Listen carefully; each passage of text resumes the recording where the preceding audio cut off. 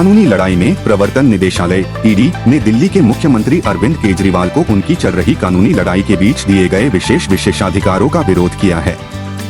ED की चुनौती तरजीही व्यवहार और कानूनी परामर्श के दुरुपयोग के आरोपों के बीच आई है।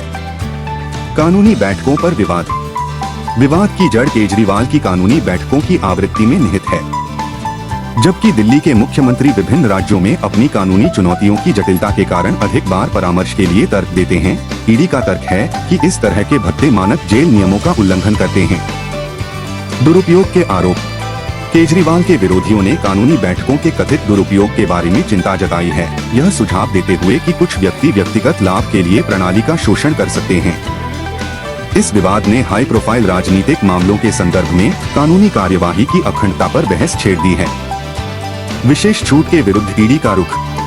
ईडी व्यक्तियों को विशेष छूट देने का कड़ा विरोध करता है, खासकर उन लोगों को जो जेल के भीतर से शासन करना चाहते हैं।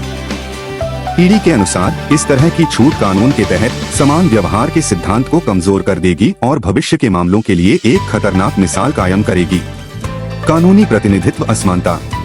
केजरीवाल की कानूनी टीम ने उपचार में एक स्पष्ट विरोधाभास को उजागर किया है, ऐसे उदाहरणों की ओर इशारा करते हुए जहां अन्य राजनीतिक हस्तियों को कम आरोपों का सामना करने के बावजूद अधिक बार कानूनी परामर्श प्राप्त हुआ है। यह असंगति कानूनी प्रणाली के भीतर निष्पक्षता और निष्पक्षता पर सवाल उठाती है। संतुलन, अधिकार और विनियम। जबकि केजरीवाल के वकील उनकी विशिष्ट परिस्थितियों को समायोजित करने के लिए तर्क देते हैं, ईडी व्यवस्था और निष्पक्षता बनाए रखने के लिए जेल नियमों को बनाए रखने के महत्व पर जोर देता है।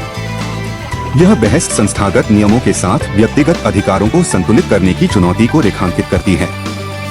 आम आदमी पार्टी का दावा। केजरीवाल की आम आदमी पार्टी आप ने सलाखों के पीछे से भी शासन के प्रति अपनी प्रतिबद्धता दोहराई है। हालांकि ईडी का कहना है कि इस तरह के दावे विशेषाधिकार की गारंटी नहीं देते हैं और इनका मूल्यांकन मौजूदा कानूनी मानकों के ढांचे के भीतर किया जाना चाहिए। न्यायालय का निर्णय और भविष्य के निहितार्थ। हाल के एक फैसले में अदालत ने केजरीवाल की कानूनी उलझनों की जटिलता को स्वीकार करते हुए उन्हें सप्ताह में 2 बार कानूनी परामर्श की अनुमति दे दी।